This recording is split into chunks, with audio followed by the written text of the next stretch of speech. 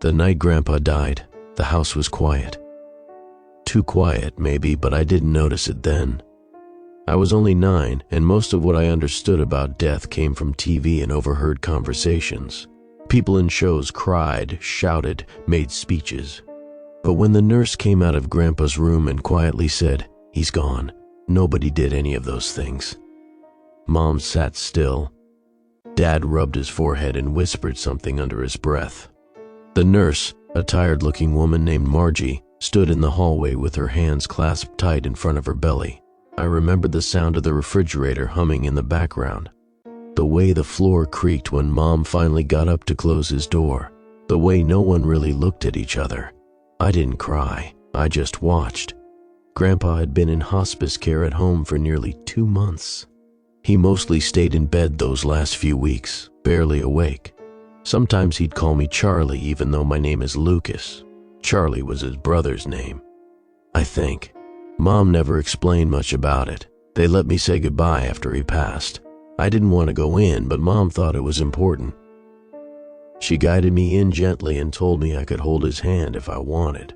I didn't. I just stood there and stared. His mouth was slightly open. His hands were folded over a blanket. His chest didn't move. He was gone, or so we thought. It happened 30 minutes later. The nurse was already calling the mortuary. I was in the kitchen, sitting on the floor, trying to eat a peanut butter cracker that tasted like cardboard. Dad was outside, pacing on the porch in the cold. Mom was sitting in the hallway, quietly crying, and then I heard her scream.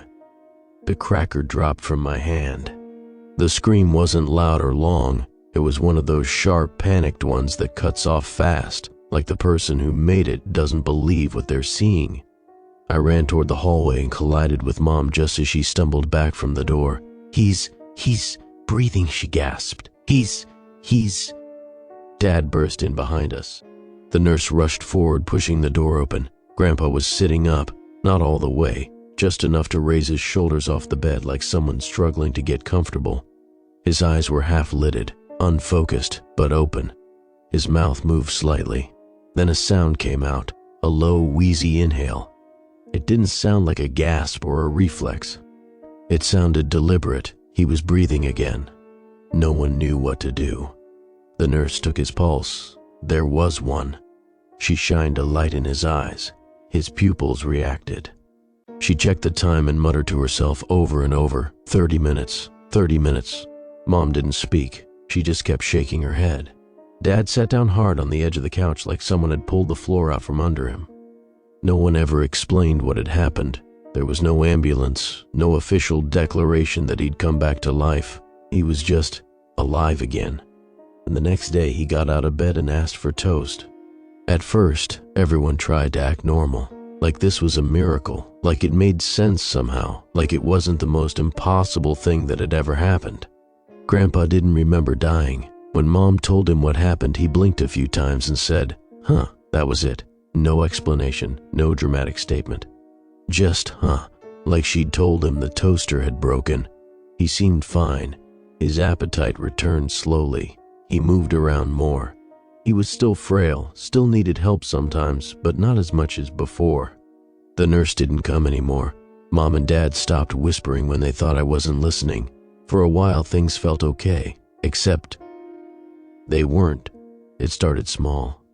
On the 3rd night after he came back, I woke up to the sound of humming. I thought it was Mom at first. She hummed sometimes while doing dishes, but the tune was off. Too slow, off-key. And it wasn't coming from the kitchen, it was coming from Grandpa's room. I crept into the hallway and peeked through his cracked door. He was sitting in the chair by the window, facing away from me, humming to himself. The melody never repeated, it just kept changing, meandering up and down like he didn't know where it was going. His head tilted slightly to one side. I waited for a minute, then another. He never stopped. In the morning I asked him what the song was. "What song?" he said, stirring his cereal. "The one you were humming last night." He looked at me for a moment too long, then smiled. "I don't hum, kiddo," he said. "Never have." A few days later I found something in the backyard. It was a shoe, Grandpa's shoe, the old brown one with the broken sole he used to wear around the house. It was sitting out near the edge of the woods, half buried in mud. When I brought it in, Mom just frowned and took it from me. She didn't ask how it got there, but that night when I got up to pee, I saw something strange. The front door was unlocked, and Grandpa's feet were wet. The next day, Grandpa didn't speak much. He sat in the living room for hours, eyes half lidded, face turned toward the front window. He didn't watch TV, he didn't read, he just sat. I tried asking if he wanted to play checkers like we used to. He didn't respond at first. When I repeated myself, he looked at me, blinked slowly, and said, "Not today, kiddo." Then he smiled again. That smile was starting to bother me. It wasn't the way he used to smile. Before, his grin had a warmth to it, usually accompanied by a bad pun or a wink. This one was flat, just a stretch of the lips, like someone practicing in the mirror, and it lasted a second too long. That evening, Mom made meatloaf. It was Grandpa's favorite. When she set his plate in front of him, he stared at it, didn't touch it, didn't say thank you, just stared. "Dad?" Mom asked. "Something wrong?" "No," he said, but his voice sounded distant. "Just smells funny." "It's the same as always," she said gently. "Is it?" he muttered. Then he stood up, carried the full plate to the sink, and dumped the food down the disposal without another word. Later that night, I woke up again. I didn't hear humming this time. I heard breathing, slow, heavy breathing, coming from the hallway. I sat up in bed and listened. It was steady but close, like someone was just outside my door. I waited. Eventually it stopped. When I opened my door, the hallway was empty, but the floorboard near Grandpa's room was still groaning slightly, like someone had just stepped off of it. Over the next week, the changes became harder to ignore. Grandpa's posture changed. He'd always been a little stooped, but now he started leaning forward more, like his neck couldn't quite hold his head up. His hands began to tremble when he sat still too long, but he wasn't weaker. If anything, he was stronger. I saw him one morning, carrying the broken armchair from the garage out to the curb by himself. Before, he needed help just standing from the couch, but now he lifted it like it was nothing. When Mom saw, she rushed out to help, but he'd already done it. When she asked how, he just said, "Felt light." She didn't press. The animal started showing up soon after, a dead bird on the windowsill, then a rat laid out neatly on the porch steps like a gift, then a raccoon, always at night, always arranged deliberately, clean, no blood, no signs of violence, just there. Dad started locking all the doors. We set up the old motion light in the backyard, but nothing ever triggered it, except once. I was awake again, sitting up in bed, staring at the dark ceiling when I saw it blink on through the window. I ran to look, heart thudding. I saw Grandpa, standing in the yard, perfectly still, bathed in white light. His face was turned toward the house, though I couldn't make out the expression. His nightshirt clung to him in the wind. He didn't move, not even a little. I ducked away from the window and waited until morning. "Grandpa was outside last night," I said at breakfast. Mom and Dad froze. "He was standing in the yard," I said. The motion light turned on. "No," Mom said firmly. "No, he wasn't. I saw him." "Lucas," Dad said gently, "he can't be walking around outside. You probably saw a shadow, or the neighbor." "No," I said. "It was him." Dad reached across the table and squeezed my hand. "Don't talk about this around him, okay?" "Why not?" "Because he's not well."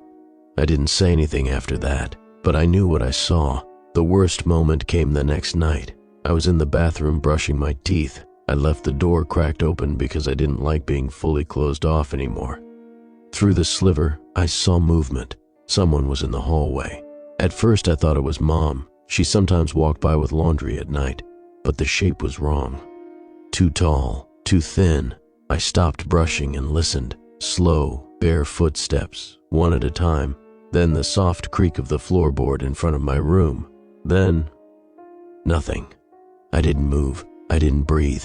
After a minute, I leaned out and peeked into the hallway. Grandpa was standing outside my bedroom door. His hand was resting on the knob. His head was tilted forward at an angle that didn't look right. He didn't turn when I came out. He just kept standing there. "Grandpa," I whispered. He didn't move. "Why are you in the hall?" Slowly, he pulled his hand back and turned to me. He smiled and walked away. The next day, his door stayed shut. He didn't come out.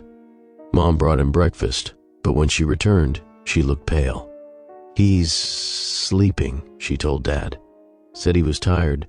He hasn't slept in days," Dad said. "I know," she whispered. They didn't say anything more in front of me, but I heard Dad lock the front door that night, then push the couch in front of it, just in case. I stayed up that night, pretending to sleep on the living room couch. Mom and Dad had moved me there just for a few nights, but I could tell they didn't believe it would just be a few. They said it was cozier and that I could watch TV if I woke up scared, but they didn't look me in the eye when they said it. That night, no cartoons played. I lay under a blanket, watching shadows stretch and bend across the ceiling. The sound of the old grandfather clock ticking in the hallway filled the quiet. Every so often, a floorboard creaked, and my heart would stop. At 2:13 a.m., the hallway light clicked on. I didn't hear the switch, it was just on. Soft yellow light poured into the room from down the hall, casting thin, flickering shadows onto the wall. I stayed completely still. Then I heard the dragging. Not feet, not quite. More like something moving unevenly, scraping gently along the wood floor. I pictured slippers, his slippers, being shuffled an inch at a time. The sound passed the kitchen, then the dining room, then stopped. I held my breath. I felt it before I saw it. Movement, not in front of me but behind, near the window. I turned my head the slightest bit, and there he was, Grandpa, standing outside the living room window, facing in, face nearly pressed to the glass, mouth slightly open, eyes wide. He didn't blink, didn't move, just stood there, his breath fogging a small circle in the pane. I wanted to scream, wanted to call for Mom or Dad, but I didn't, because in that moment, I had the sudden, suffocating sense that if I made a sound, he'd come inside. I stayed frozen, watching that tiny puff of breath fade and return. Fade and return. Then, slowly, without turning away from me, he stepped backward, once, twice, until he was swallowed by the dark. I told my parents in the morning. They didn't argue this time. They didn't try to explain it away. Dad stood by the window for a long time, not saying anything, just staring. Then he muttered something I didn't understand and left for the hardware store. He came back with new locks. We installed them on every door. Then Dad nailed the windows shut. "Just in case," he said, but his voice was tight, like he didn't believe his own words. Mom kept calling the hospice service, trying to get someone to come check on Grandpa again, but every time, something seemed to come up. One nurse had retired. Another was out sick. No one ever came. Grandpa didn't leave his room for 3 days after that, but I knew he was awake. I heard him moving at night, whispering sometimes. Not words, just breathy, wet sounds, like syllables that never finished forming. And then, one morning, we found the door open. No one had opened it. No one said they had, at least. But it was wide open.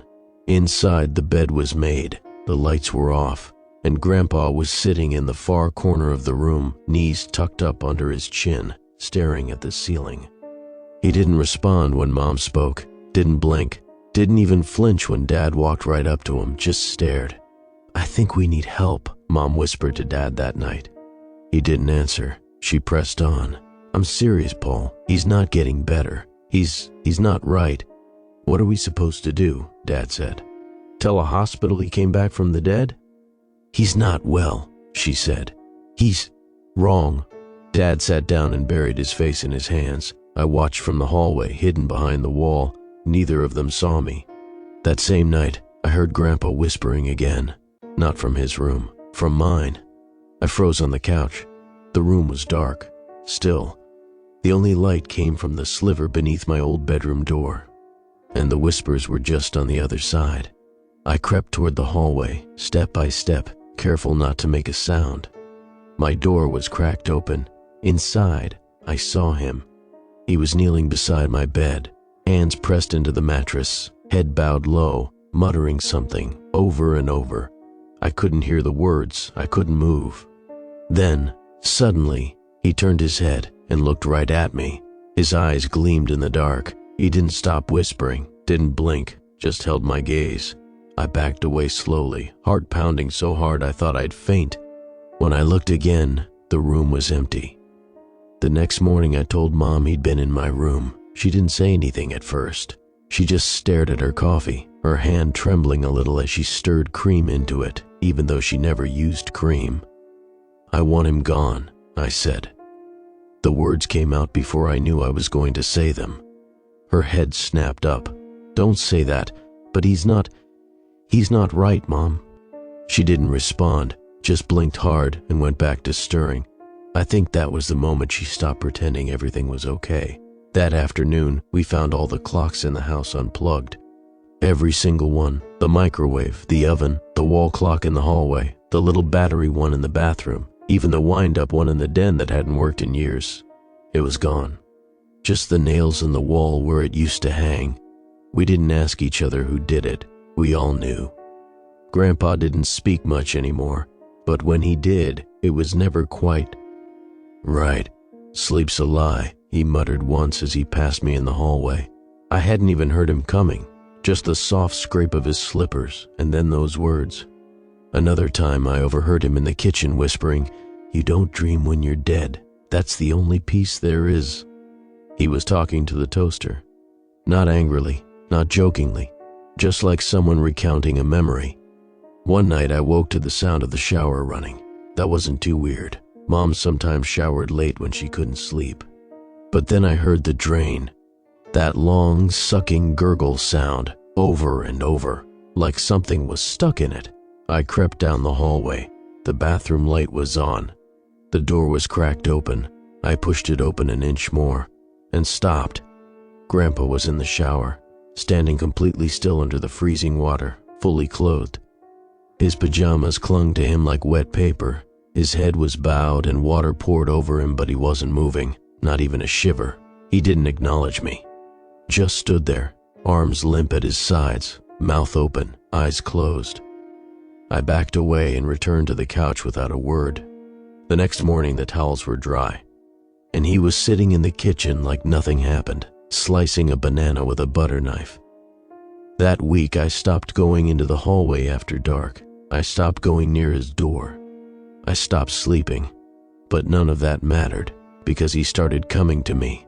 I'd wake up on the couch and find the hallway light on, or the front door unlocked, or the couch moved slightly, like someone had sat beside me. One night I opened my eyes and found him kneeling beside me. His face was inches from mine, just watching. He didn't blink, didn't speak. He was so close I could hear him breathing, slow, uneven, like something winding down. I turned over and shut my eyes tight. When I opened them again, he was gone. The next day, Mom took me to the library for the afternoon. She didn't say why. We just left. She looked tired, like she hadn't slept in weeks. Her hair was messy. She didn't even bring her purse. We stayed there for hours. She sat in the car in the parking lot with her seat reclined, eyes closed. When we got home, everything was quiet. Dad was at work. Grandpa's door was shut. But the smell hit us the moment we stepped inside. Rotten, like wet meat left in the sun. Mom covered her mouth. "Go outside," she said, voice muffled. I didn't argue. I sat on the porch with my knees pulled to my chest. A few minutes later, she came out with a plastic bag held at arm's length. She didn't say what was in it, but I saw her dump it into the trash and pour bleach over it. When I asked later, she said, "Old food, from the fridge." But the fridge was spotless when I checked, and the smell had come from the hallway. That night, I locked myself in the bathroom, not because I needed to use it, because I didn't want to be anywhere else. I brought a pillow and sat on the floor, knees against the tub, lights on, door locked. I must have drifted off. When I woke, the lights were off, and someone was knocking softly on the door, not pounding, just knocking. 3 times, then silence. I didn't move. I didn't breathe. The knock came again, softer this time, and then a whisper, "Let me in, kiddo." It was Grandpa, his voice low and sweet. "Come on, open up." Another knock. This one slower. "You in there? I know you're awake." I shut my eyes, pressed my hands to my ears, waited. Eventually the knock stopped, but I didn't open the door until the sun came up. I didn't tell Mom about the bathroom door. I started to, but the words jammed up in my throat the moment she looked at me with those hollow, sleepless eyes. She already knew something terrible was unspooling in our house. Piling one more thread on top of all the others felt like handing her a weight she couldn't carry. So I kept it to myself. For 2 days, nothing happened. Grandpa stayed in his room with the door closed. Mom left sandwiches outside the threshold and collected the untouched plates at dusk. Dad poured himself into repairs, tightening window screws, checking locks, adding a second deadbolt to the back door. If Grandpa noticed, he never said. On the third night, Dad slid our old baby monitor, one-way intercom, under Grandpa's bed. "We just need to know if he falls," Dad whispered. "Nothing invasive, just safety." Mom nodded like it made sense. Nobody asked what we'd do if we heard something worse than a fall. At 1:07 a.m., a low scrape crackled through the speaker in the kitchen. I sat bolt upright on the couch. The monitor hissed, then came the wet smack of lips, followed by an animal-thick exhale, as though something enormous was forcing air through a narrow throat. Mom and Dad were already in the hall, frozen between fight and flight. Another sound, crunch, grind, like teeth pulverizing bone. Dad flinched. "Stay here," he whispered, but Mom gripped his arm. They never made it to the door, because the next sound was Grandpa's voice, quiet, content, a lullaby hum that rose and fell in a rhythm I recognized. "Rock-a-bye, baby," played half a beat slow, each note creaking like a rusted hinge. Something thumped hard against the mattress, then silence. Mom shut the monitor off. No one slept after that. Sunlight didn't soften the dread. While Dad drove to work, anything to pretend normal, Mom gathered the courage to open Grandpa's door. I stood behind her, heartbeat roaring in my ears. The room smelled of damp earth. The bedspread was streaked brown-black, almost dry. On the floor beside the nightstand lay what looked like a grocery bag. Mom knelt to open it, then jerked back with a cry. Inside were 3 raw hamburger patties, nearly gray from age, and the stripped spinal column of some small animal, maybe a rabbit. No fur, no head, just bone and shreds of tendon. Grandpa was nowhere in sight. Mom sagged against the wall. "He's bringing things in," she murmured. From outside, I pictured him under the motion light, cradling limp creatures in those trembling arms, smiling that flat, too long smile. We found him in the backyard an hour later, standing ankle-deep in the garden soil, arms dangling.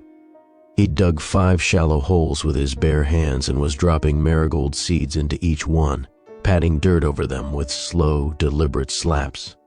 "Dad?" Mom called. Her voice quavered. "What are you doing?" He looked up. Soil clung beneath his fingernails all the way to the cuticles, dark and wet like clotted blood. "Planting," he said. "For the smell." "What smell?" His eyelids fluttered. "The inside smell." He pressed another seed down, staring at the earth as if listening to something speak up through the roots. Then he straightened, too quickly for someone that frail, and walked past us into the house without wiping his hands. Mom locked a slider after him. The marigold patch stayed empty dirt even after rain. That evening, Dad returned with a decision. I would spend the weekend at Aunt Rhonda's, 3 towns away, just until we figure this out. Mom packed a bag before I could argue. She kept hugging me, whispering, "It'll be okay," like a broken record whose grooves were worn smooth. I wasn't convinced, but part of me was relieved. I wanted walls between Grandpa and me, miles of them. We planned to leave at dawn. I lay on the couch fully dressed, shoes on, suitcase zipped at my feet. Outside, wind rattled the siding. The house felt colder than usual, an unheated cellar cold that seemed to emanate from the hallway itself. 12:44 a.m. Floorboards whispered. Footsteps, yes, but backwards, heel dragging first, then toe. They stopped at the threshold to the living room. I squeezed my eyes shut. Soft breathing settled over me, warm, rotten sweet. A knuckle grazed my cheek. Frozen under the blanket, I could only listen. Then he spoke, voice papery, almost fond. "Leaving so soon, kiddo?" My teeth chattered. Always rushing off somewhere, he sighed. But it's all the same place in the end. A thin, damp finger traced along my jaw. I smelled damp soil and spoiled meat. Shh, he crooned. Don't wake them. Goodbye spoil the night air. Silence stretched. I dared to crack one eyelid. He was bending over my suitcase, hand sliding the zipper back. He lifted my t-shirt, pressed it to his face, and inhaled like a starving man sniffing bread. The wind howled, the kitchen clock ticked. Without warning, Grandpa straightened and scuttled away on hands and feet, joints clicking, body folded like a spider. He vanished down the hallway, movements too quick, too coordinated for bones that brittle. The hall light flicked off behind him. I lay trembling until sunrise bled over the curtains. At dawn, Dad carried my bag to the car, but something felt off. The weight was wrong. He unzipped it. Every item of clothing was damp, streaked with dark soil. Embedded in one sock was a single marigold seed. Grandpa's bedroom door hung open. The bed was empty. Window frames splintered outward, glass intact, nails still in place where Dad had sealed it. As if the wood itself had parted to let him through. No footprints in the dew-wet grass. No sign of him on the road, just the smell, dirt, decay, and that faint, bitter scent of marigolds on the wind. Mom sank to her knees on the driveway, head in her hands. Dad dialed 911 with shaking fingers, trying to explain a disappearance that no report would ever believe. I sat in the back seat, suitcase ruined beside me, watching the tree line. For a moment, I thought I saw a figure crouched among the trunks, thin, folded, waiting, but a passing car flashed by and it was gone. We drove away. I didn't look back. Aunt Rhonda was kind. She didn't ask questions. She didn't pry. Just set me up in the guest room with a warm blanket and a little nightlight that cast a soft orange glow on the walls. She cooked dinner every night and told me I could watch anything I wanted on TV. I chose old cartoons, the ones where no one ever dies, where the worst thing that happens is someone gets bonked on the head with a frying pan. The world inside those frames felt clean, simple, safe. The nights weren't. I didn't say anything the first time it happened.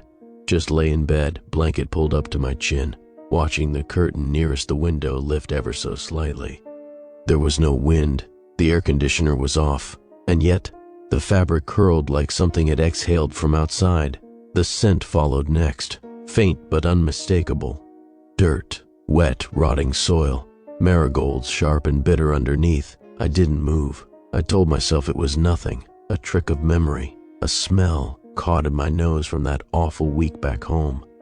But then it happened again the next night, and again the night after that, always just past midnight, always when the house was quiet. I checked the window locks every evening before bed. They were never broken, never tampered with. The screen was intact, the frame sealed tight. Still the smell came. Aunt Rhonda never noticed, or if she did, she didn't say. I started seeing little things in the yard, a button, a strip of gray cloth that looked like it came from an old flannel shirt, a crusted smudge on the patio door that looked like a handprint, fingers too long, the palm smeared. One morning, there was a line of footprints in the dew on the grass, barefoot, heel dragging slightly. They led up to the house and disappeared near my window. No prints going back. Aunt Rhonda said maybe they were from a neighbor's kid. I nodded and didn't answer. I stopped sleeping, lay in bed each night staring at the ceiling, blanket wrapped tight, ears straining for any sound out of place. Sometimes I'd hear leaves crunching outside, sometimes breathing, soft, slow, just beneath the sill. Once I heard a knock, a single gentle tap on the window pane. I didn't look. I couldn't. On the 7th night, I woke to find the closet door open. I always kept it shut. I was sure of it, but now it hung open an inch, just enough to see the darkness inside. I lay still for a long time, then got up slowly, heart hammering. I reached out with one hand and pushed it open, empty, except for the bottom shelf where a perfectly folded white undershirt sat. One I hadn't packed, one that smelled like soil and skin and something old. I didn't touch it. I closed the door again and wedged a chair under the knob. The next day, I asked Aunt Rhonda if I could call home. My mom answered on the first ring. She didn't sound like herself. Her voice was thin, papery, the way it used to sound after long nights in the hospital sitting beside Grandpa's bed. I asked her if they'd heard anything. There was a long pause. Then she said, "Your father saw something in the backyard 2 nights ago, a shape by the fence. He didn't tell me right away." I asked what it was. She said, "It looked like him, but it was bent too far forward, too close to the ground, watching the house." Another pause. Then she whispered, "He was chewing on something. When the light came on, he dropped it and ran." I asked what it was. She didn't answer. When I asked again, her voice cracked. "A sock," she said. "It was one of yours." I didn't say anything after that. We hung up quietly. That night, I didn't sleep at all. I sat on the floor with my back to the bed and a flashlight clutched in both hands. The closet door stayed shut. The window didn't open. But I knew he was out there, waiting. I could feel it, like the pressure in your ears before a storm, like something leaning on the edge of the house. The flashlight flickered around 3 a.m. just once. Then the room went cold, not a little, not like the AC kicked on. It dropped suddenly, sharply, like a basement with no insulation. My breath clouded in front of my face. I couldn't hear anything for a few seconds. No bugs, no wind, not even the hum of the fridge downstairs. Just silence. And then, outside the window, movement. A face pressed against the glass, eyes wide, lips drawn back in a smile that showed darkened teeth and gums too dry. His hair was thin and wet, like it had been buried and dug up. He didn't blink, he didn't knock, he just stared.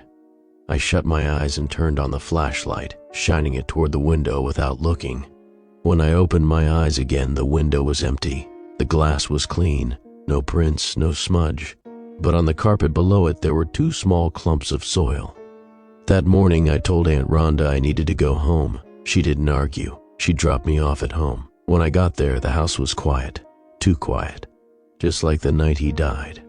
Mom didn't come to the door, neither did Dad. I let myself in. The living room was empty.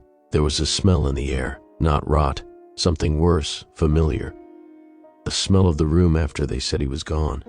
The smell that lingered after he came back. The hallway light was off, but Grandpa's door was open. I didn't want to look, but I did. The room was empty. The bed was neatly made.